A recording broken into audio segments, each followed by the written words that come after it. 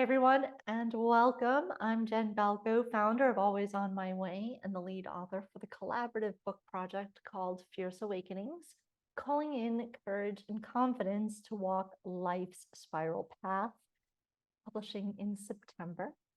And I'm so excited today. I'm in conversation with Josette Mills, one of the co-authors who wrote the chapter Pulling the Plug on People Pleasing, something we Mhm. all need to know. Hi, Josette.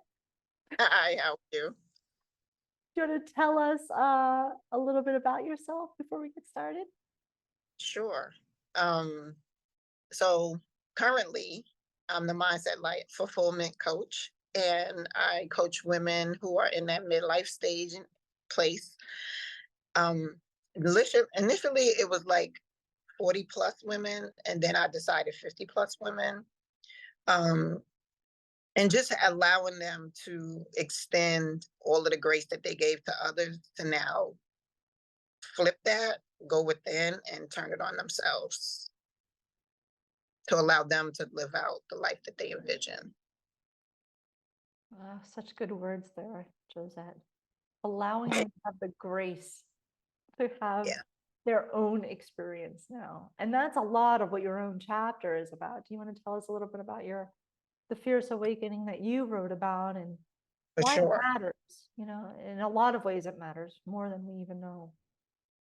So, one of the things that was the pillar of launching this awakening for me came at a time where giving everything to everyone else and nothing to myself not only provided a numb space, but it also provided a ER visit that I never want to experience again. Um, and through that, healing part of not only from that incident that occurred, but going within in the time that I was like out of work because their prescription was be out of work 2 to 3 weeks, which initially I was like going insane because that meant that I couldn't be everything to everybody else.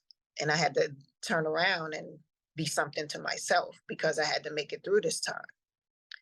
But one of the greatness that was birthed from that was me going within and just really having that moment of how did I get here? Like, what is, as they say, and you hear a lot of people say, what is the root cause? Like, what is the root? Where did this come from? How did all of that? Right. And realistically, the toughest part was just even being honest with myself because it was those ugly truths that we have to acknowledge that though we make these best decisions every day, all day, that though there's decisions that we dress it up into that fantasy of the best decision, but in reality, it's really not. And one thing that I've learned is through that time is I literally became a people pleaser due to the lack of things that were present for me, which was like worthiness and feeling lovable. Um, all of the behaviors that I enacted through acts of pleasing others was due to the lack that I had within. And one of the epiphanies that literally like allowed me the strength to keep going was to know and believe in my possibility of releasing those lack things. Like, how do I deal with that so I don't keep having this people pleasing result? Like, and then it was like a whole nother feeling of defeat because sorry, the whole feeling of defeat, meaning that that means that I couldn't continue to show up to others as that person anymore. And so there was all of these thoughts of like the risk of losing all of those connections and all of that bridge that I thought I was building through people pleasing. And it was just really that decision because it was just one decision after another, right? And then you hear those words, it's like boundaries and like, oh, what do I need from myself? But then over here, you have the chatter of like selfishness and shame and guilt. And it's just the mitigating those things to a point of strength and resilience versus a defeat feeling. And the opportunity, I knew that it's them or me, like literally.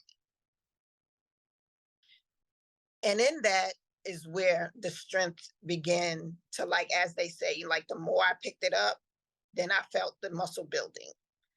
And what was usually like so hard and tough and would just end in a crying session began to like not feel so heavy, which allowed me to build a little more strength, build a little more strength, and have the opportunity to not make it as I once was doing an external thing, but literally feeding the internal things and focusing on that if I was going to choose me first. Because though I was present for all of them, it was like a half-ass presence. One, because I wasn't even having a full container to pour from. So just imagine what they were getting when it wasn't even, when it was depleted.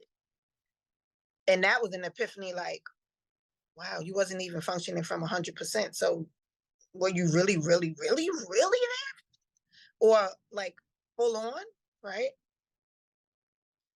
And all of the stories that I told myself would happen in regards to, if I don't do this for this person, if I don't do this for that person, it was all stories that I told myself. Because all of the things that I projected and spent a lot of time and energy overthinking it, none of that ever showed up. It's like, well, they still love me. Oh, well, they still, and how will I, find value? And how would I, yeah, all of that was made up. It was like, as they say, I was that Amazon bestseller way before I wrote a book. Because I had so many stories, just was like, yeah, no, that's the story. Yeah, no, that's the blockbuster movie. Yeah, no, it happened and it's gonna happen and it's possible and all the things. And it was just all that energy that I gave my mind and body unnecessarily. And knowing that in the end, and Maya Angelou's quote is one that I like embody. And you'll also, see that it was a part of my story and it still is today, is that in order to fly, you got to give up the shit that's weighing you down. And I'm like, she was so brilliant. And though I never got to meet her personally, she lives through me with that quote because it's so factual. And way before COVID, when I'm flying all over the place, jet setting, as my family says, putting your mask on first before you put it on others in any attempts, that didn't like resonate with me. It's like, well, duh, I hear it all the time while I'm flying. How do I not have that as a reality-based life? Or of consideration to feel like, yeah, it's okay for me to put my mask on first. Not that Delta needs to tell me that. And then how it showed up during COVID where everybody had the mask on, right? But this was way before COVID, that this whole, like the realization was like, yeah, like that makes so much sense. And so, I don't know, I just have many hopes, many dreams, many desires that the women that get in this gem of the fierce awakenings in their hands, that they give themselves what they need intentionally and unapologetically. Because it's not something that we as women feel is an option, nor see it as a possibility on the other side. And so I truly, truly invite you to give yourself that gift.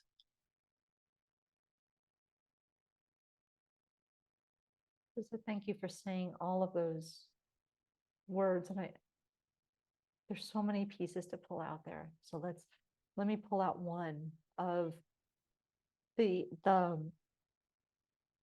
layered on feeling of people pleasing, right? This Yeah. is like we come from this place like we want to give and give and give and give, and then we go through exactly what you just said, that, oh my God, are they gonna love me if I stop doing that for them? Is my worth only in giving them everything they need this moment? And Mm-hmm. then that like practice of cutting the cord, of strengthening the muscle, right? Like, and I can feel it really, as you were talking, I was getting goosebumps thinking about that in your own journey and seeing it, my own story in that too, right? How many times did I do that? Mm-hmm. Am I just doing this from a place of a half filled cup because Yes. it's expected? So tell us a little bit about some of the practices you put in place to begin to strengthen this muscle, and then what the outcome sort of was. How did people respond to this when you started to say, I'm going to come to you with this full cup from a better place of not just being in, like pleasing you, but being in the service of part of my work is to bring joy to the world, right? Or whatever that is, right? It comes from a completely different place. So what are a few, can you write about this in the book? Like you tried all these different modalities on. So tell us a little bit about the I swear it felt like a box of crayons that is like, well, no, that didn't really bring vibrancy to it. No, well, no. But through, and it's like that, Google definitely was my best friend, as well as Eventbrite, because there was things that I never knew Eventbrite even had this catalog of opportunities of healing, right? And so I'm like, oh, so they have things like emotional healing? Oh, wow. So they have, and then you're talking about a rabbit hole. When I find out that they have multiple, not only modalities of emotional wellness or considering, I'm like, I never heard emotional wellness, emotional fitness. I'm like, all of the things. I'm like, okay, I'll go try tapping, try EFT, and I'm trying tapping. Then I hear about positive intelligence. I'm like, oh, okay. So positive intelligence. Oh, PQ repping. Oh, okay. Okay. Then I hear about emotional release. I go, I'm like, oh my God, we got bats, we got things hitting things, we releasing. I leave out of there feeling like, you know how that saying says, oh, you come out feeling 10 pounds lighter. Mind you, it wasn't the gym, but it sure, my body and my mind felt so relieved. And it almost felt like, you know how on the cartoons when they have the smoke coming out their ears, and like that's how I felt coming out of there. Like every exhale, it was just like things coming out, and through the whole process. Then I go to another type of modality, and I'm like, oh, so this is what with drumming. I'm like, wait a minute, this is a whole new world out there. Oh my God. And then through communicating with other people, they're like, oh, did you ever try this? And I'm like, no. Oh, meet me next week. We'll go. And I was like, oh yeah. And I was like, oh, did you ever have emotional wellness coaching? No. What's that? Oh, okay, go on Eventbrite. Put in his name, Dan. No, I go on Eventbrite. I go through his class. I'm like, they have a whole Bible on emotions and the underlying things of the. Oh my God. Then I'm like, oh no, because you know I'm an extremist. Whatever it is, I'm going all in, right? And then I had to really like create my own recipe of what felt best to my body. When this happens, this feels good. When that happens, this feels good. And so that checklist, but one thing that made me keep going is that here and there, my kids and my family members would be like, oh, she's not yelling. Oh, she didn't whip us. And it was to a point that they was like, oh, mommy's in a midlife crisis. Oh, Jocelyn. They renamed me and everything. Jocelyn. Oh, Jocelyn. Oh, yeah, that's that other person. And the craziest thing is that through all of those modalities is what like brought me full circle with just two letters being one of my like weapons. It's like my weaponry is so big, it's huge. And it was two letters, N and no, with that period on the end. And it used to be so like crazy. I used to practice like, no, no, no. Because I always wanted to fill it in with additional things thereafter so that it softens the no. Like, what sense does that make?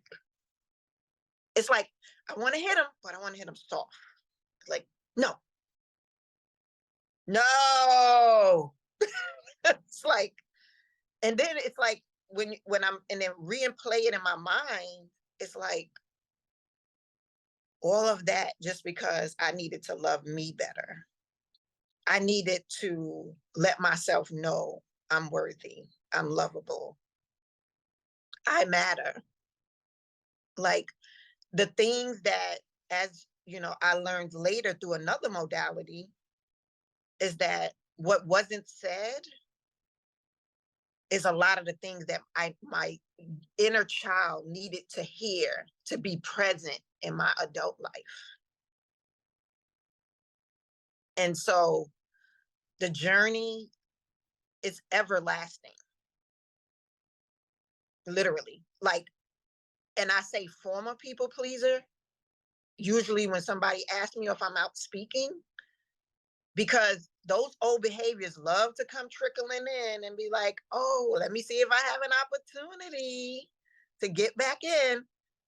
But the strength and the resilience that was built through all of those multiple modalities and different tools that I have as my recipe for me are the ways that I continually to say, hi, it's nice meeting you, people pleasing. You're trying to come back in. I see you, just acknowledging you.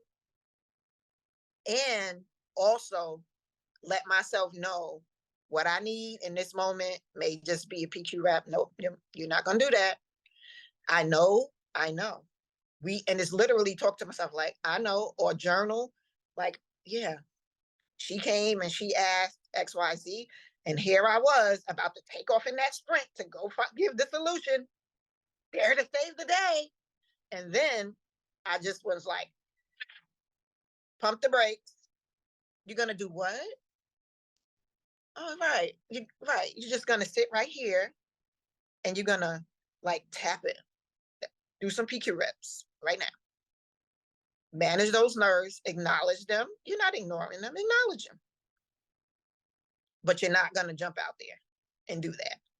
You're going to allow her to find the resources and become resourceful for herself. And as my friends would normally say, and my kids, when I say, use your smartphone smartly. We pay all these $100s for these phones and need to be able to give what they need, which is they need to go within sometimes and not for us to be the solution givers.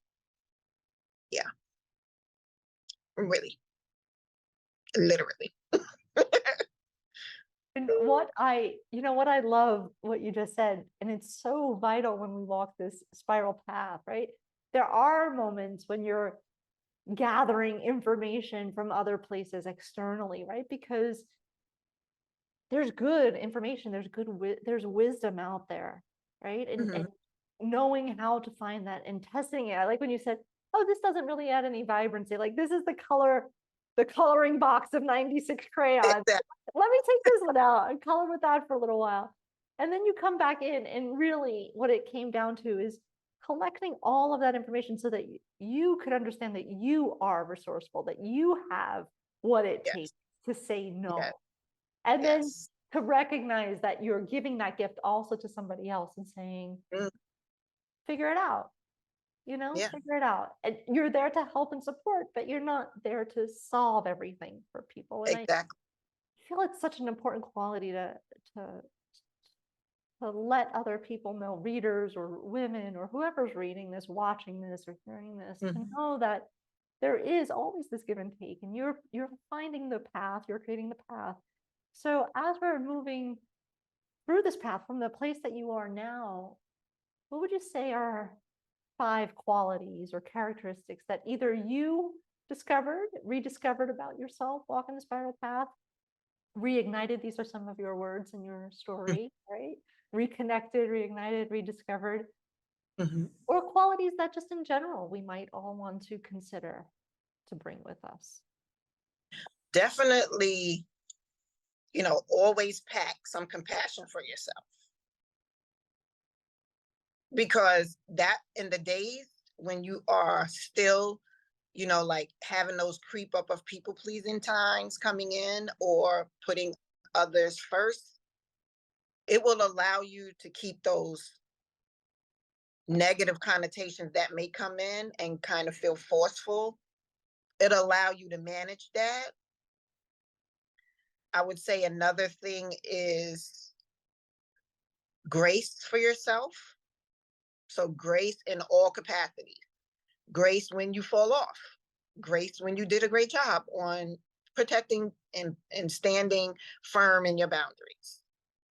Which boundaries is number 3.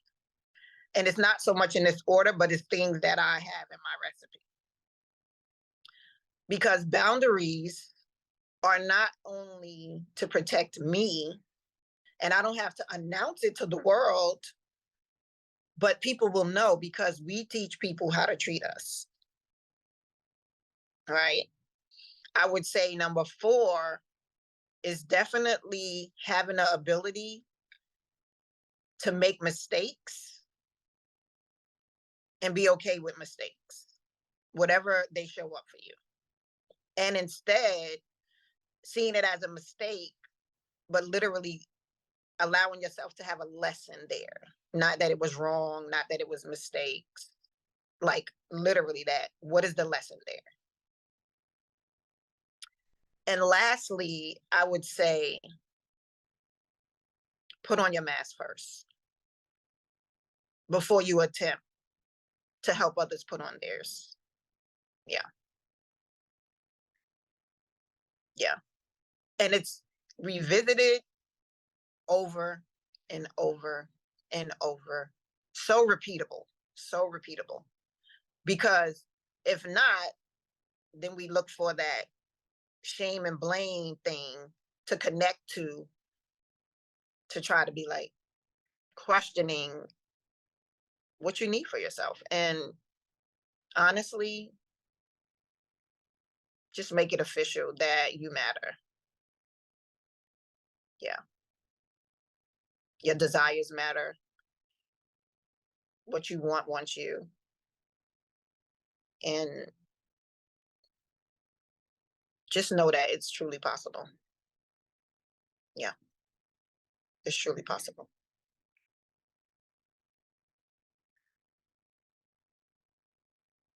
Been really curious to talk to all the different co-authors, and I encourage everybody to watch all of the interviews because there's lots of beautiful things in it. But everybody pulls different qualities into this. I've been calling it kind of like a stew or a soup, and I love that you refer to this as my recipe, right? Like, Hmm.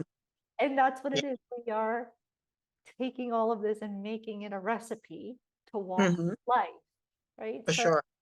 as we come to this like moment where we're gonna close out soon, what is something that you would encourage others to add to their recipe of walking the spiral path? What sense of encouragement could you offer, or what encouragement could you offer? Not a sense of it. What encouragement can you offer to keep going, to keep taking the next step?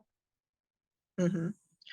Well, definitely, I'll tell you that I would encourage people to take one step at a time, like literally, because in the face of it,